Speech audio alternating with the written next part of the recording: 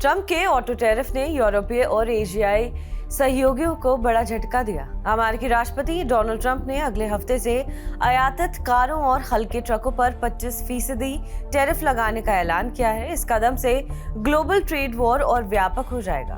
The telegraph के अनुसार Trump की घोषणा के बाद यूरोपीय ऑटो शेयरों में गिरावट आई है।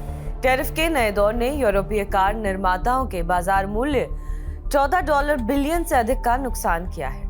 जापानी वाहन की बात करें तो निर्माताओं को भी झटका लगा है। टोयोटा मोटर में 2% की गिरावट, निसान मोटर में 1.7% की गिरावट, होंडा मोटर में 2.5% की गिरावट। 2024 में जापान के अमेरिका को कुल निर्यात में ऑटोमोबाइल का हिस्सा 28.3% था, जिससे सालाना लगभग $63 बिलियन का उत्पादन होता था।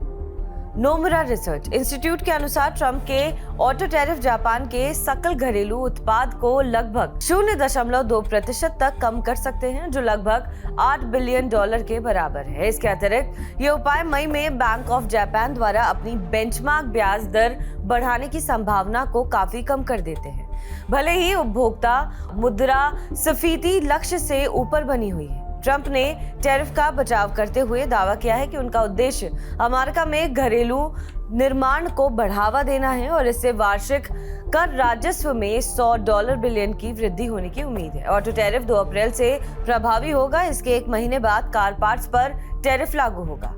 S&P ग्लोबल मोबिलिटी के अनुसार 2024 में अमेरिका में बेचे जाने वाले लगभग 50% नए यात्री वाहन विदेशों में निर्मित किए गए हैं, जबकि ट्रंप प्रशासन घरेलू ऑटो उद्योग को पुनर्जीवित करने पर जोर दे रहा है। जर्मन अर्थव्यवस्था मंत्री रॉबर्ट हेबेक ने कहा है कि वो झुकेंगे नहीं और जोर देकर कहा कि यूरोप को दृढ़ता से जवाब देना चाहिए। ये साफ होना चाहिए कि हम संयुक्त राज्य अमेरिका के सामने झुकेंगे नहीं। हमें ताकत और आत्मविश्वास दिखाने की जरूरत है। फ्रांस के वित्त मंत्री एरिक लोम्बार्ड ने शत्रुता की निंदा की और कहा कि यूरोपीय संघ के लिए एकमात्र समाधान अमेरिकी उत्पादों पर टैरिफ बढ़ाना होगा।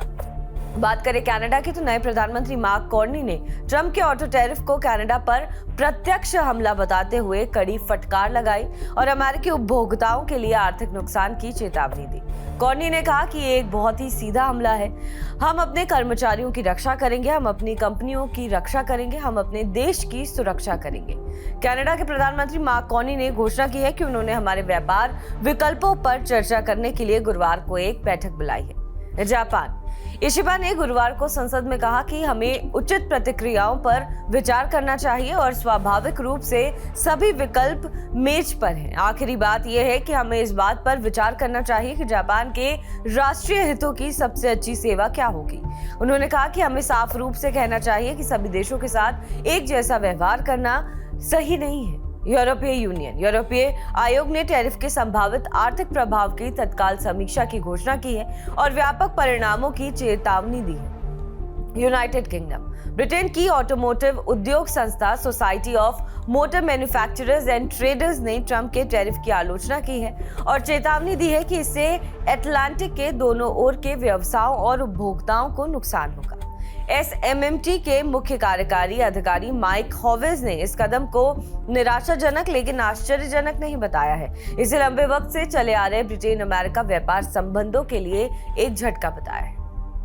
बहरहाल इस खबर पर आपका क्या कुछ कहना है, हमें कमेंट करके जरूर बताएं।